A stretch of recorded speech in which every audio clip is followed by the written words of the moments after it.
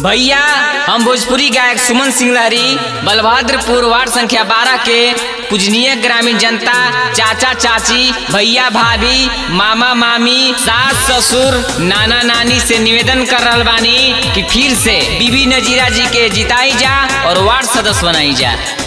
बीबी नजीरा जिंदाबाद जिंदाबाद जिंदाबाद, अकबर भैया जिंदाबाद जिंदाबाद जिंदाबाद, बाली छाप जिंदाबाद जिंदाबाद जिंदाबाद, वार्ड सदस्य कैसी हो बीबी नजीरा जैसी हो। गोरी बसौरी सुंदर भोर चाहता, चेला जवन पूरा भरपूर चाहता।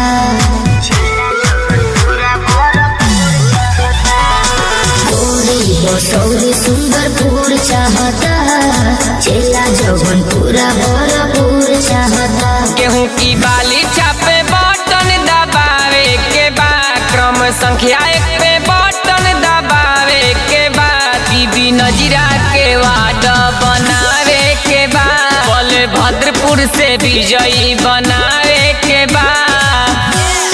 जात पात का भेद नहीं, मानवता धर्म हमारा है। जात पात का भेद नहीं, मानवता धर्म हमारा है। झूठा वादा कभी नहीं, विकास हमारा नारा है। आपका बटन कहाँ दबेगा, गेहूं के बाली छाप जहाँ रहेगा। आपका बटन कहाँ दबेगा, गेहूं के बाली छाप जहाँ रहेगा। बलभद्रपुर वार्ड नंबर 12 की जनता जिंदाबाद जिंदाबाद जिंदाबाद, बीबी नजीरा जिंदाबाद जिंदाबाद जिंदाबाद, अकबर भैया जिंदाबाद जिंदाबाद जिंदाबाद।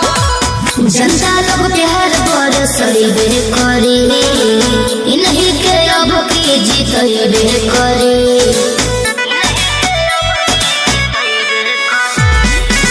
गेहूं के बाली छपनी सनवानु हो, 1 नंबर दबी हो बटन मानू हो। गेहूं की बाली छापे बटन दबावे के बाद, क्रम संख्या 1 पे बटन दबावे के बाद, बीबी नजीरा के वार्ड बनावे के बाद, बलभद्रपुर से विजयी बनावे के बाद। दौलत के नशे का हमको मद नहीं चाहिए, जो धोखाधड़ी से बढ़े वह कद नहीं चाहिए। जी हाँ, दौलत के नशे का हमको मद नहीं चाहिए, जो धोखाधड़ी से बढ़े वह कद नहीं चाहिए।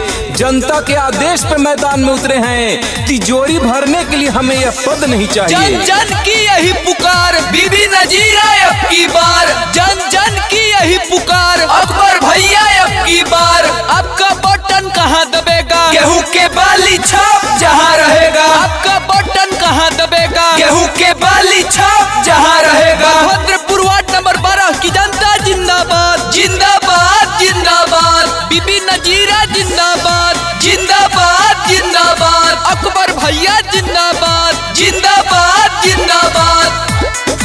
जनता कहेला चित पाका बहोबी, रोटियन के लागल दिल पे धाका बहो।